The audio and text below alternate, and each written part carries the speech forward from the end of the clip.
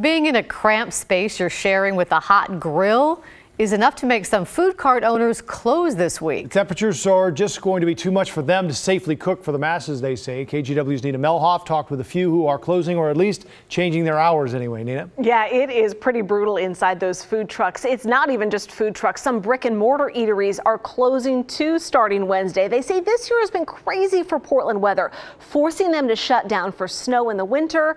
Now record heat. It's just too dangerous for employees. Reaching into the deep freeze feels pretty good for Scoop ice cream employees.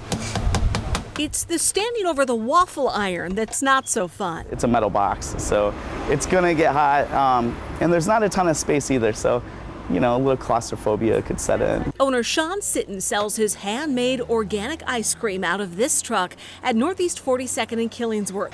He says the magic temperature range for ice cream sales is between 78 and 83 degrees. When it gets too hot, it's hot outside, and the cone starts to drip, and people would rather just kind of hide inside in the shade. When he saw the 7-day forecast, he decided to close Wednesday and Thursday. It would just be terrible for our folks to be up here for 10 hours in that heat. Next door, hit sandwich cart Pastrami Zombie will be suffering it out. Owner Melissa getting an intense facial steam to serve up customers. Even some brick and mortars like Pip's Original Donuts announced on Instagram they'll be closing early so employees don't slave over the deep fryer.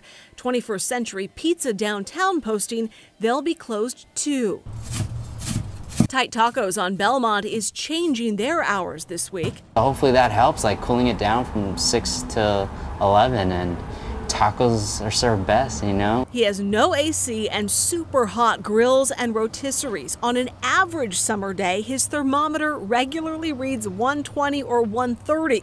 This week would be too much. More employees, it's just I'm worried about their safety. I could work in any condition, but I don't want to put that on my employees to work in those type of conditions.